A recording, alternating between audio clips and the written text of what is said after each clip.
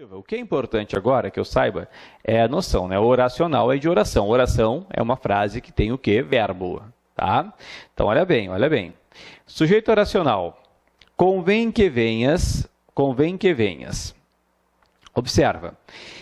Eu tenho dois verbos aqui. Eu tenho o verbo convir e eu tenho o verbo vir, né? Convém que venhas. Do verbo vir, o sujeito, convém que venhas. Quem é que venhas? Tu.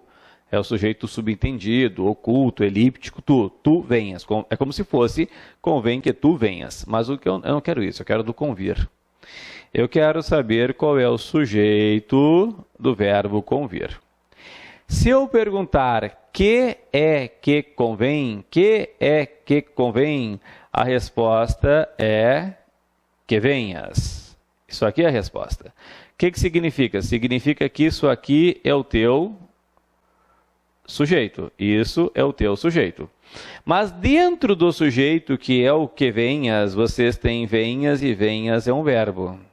Então, quando dentro do sujeito, observa comigo, quando dentro do sujeito houver um verbo, eu vou nomeá-lo como sujeito oracional. Então, sujeito oracional é aquele que dentro dele é um verbo? Sim. Sujeito oracional é aquele que dentro dele há um verbo. Perfeito, é isso mesmo. Continua aqui, olha só. Cabe a ele fazer o bolo.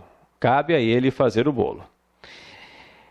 Eu quero verificar qual é o sujeito do caber. Cabe a ele fazer o bolo. Se eu perguntar que é que cabe, resposta, fazer o bolo. Tá? Fazer o bolo. Esse é o sujeito. A ele é objeto indireto. A ordem é como se fosse fazer o bolo, cabe a ele. Que é que cabe? Fazer o bolo, sujeito. Cabe a quem? A ele, objeto indireto. Então, isso aqui é sujeito, sim. Sim, frase estaria invertida, por exemplo. Isso é sujeito. O sujeito que é fazer o bolo, observa, dentro dele, nota, existe fazer, que é verbo. Se dentro do sujeito há verbo, eu vou nomeá-lo como sujeito oracional. Tá aqui, ó. Então, fazer o bolo é um sujeito oracional. E daí? O verbo que concorda com o sujeito oracional ficará no singular. Então, fazer o bolo cabe a ele. Tá ali. Muito bem, muito bem. Agora vem o que interessa, porque eu só fiz uma introdução mostrando o que era o sujeito oracional. Agora, por que eu tenho de saber o sujeito oracional? Aqui está o motivo. Olha a regra. Regra de concordância. Observa.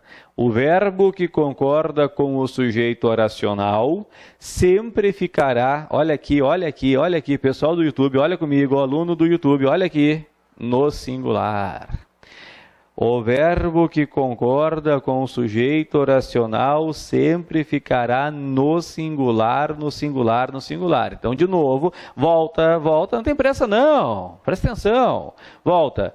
Olha aqui, ó, sujeito oracional é aquele que dentro dele é um verbo. Está aqui, depois cabe a ele fazer o bolo, é aquele que dentro dele é um verbo.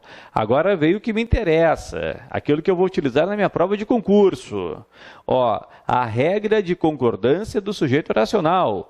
O verbo que concorda com o sujeito oracional sempre ficará no singular. Observa, vem comigo. Exemplos. Bastam os pais virem. Bastam estes copos. Vamos lá. Se eu perguntar que é que basta na primeira frase, bastam os pais virem, que é que basta? A resposta é, deixa eu marcar aqui, os pais virem. Esta é a tua resposta, os pais virem. E daí? Se esta é a tua resposta, aqui está o teu sujeito. Mas há um detalhe, que detalhe? Dentro do sujeito vocês têm o verbo virem. Se dentro do sujeito há verbo, o que vocês têm aqui é sujeito oracional. Sujeito oracional. E daí? Daí é o seguinte, o verbo que concorda com o sujeito oracional ficará no singular. Os pais virem, basta. Está aqui. Depois, bastam estes copos. Que é que basta? Estes copos. Observa que dentro da resposta não há verbo. Então, aqui vocês têm o quê? Um sujeito. Um sujeito. Mas é um sujeito normal, é aquele sujeito que nós chamávamos de simples. Então, aqui é concordância normal. Bastam estes copos. Quando for sujeito oracional, o verbo que concorda com o sujeito oracional fica no singular. Por isso, basta. O sujeito de bastar, na frase de cima, é os pais virem. Quando for um sujeito normal, no plural, o verbo tem de concordar. Portanto, aqui basta. Um sujeito é estes copos e não há verbo dentro do sujeito. Só estou começando a entender isso aí. Estou começando, professor. Estou começando. Beleza.